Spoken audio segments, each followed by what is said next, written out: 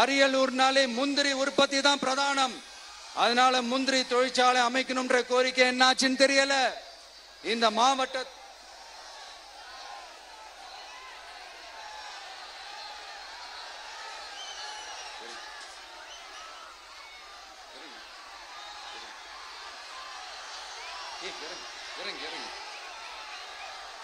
தம்பி இறங்கு, தம்பி இறங்கு, ப்ளீஸ் ப்ளீஸ் ப்ளீஸ் இறங்கு, இறங்குப்பா ப்ளீஸ்.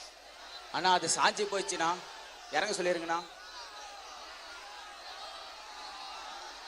விஜயண்ணா சாஞ்சி போச்சுண்ணா, அது இறங்க சொல்லிருங்கண்ணா.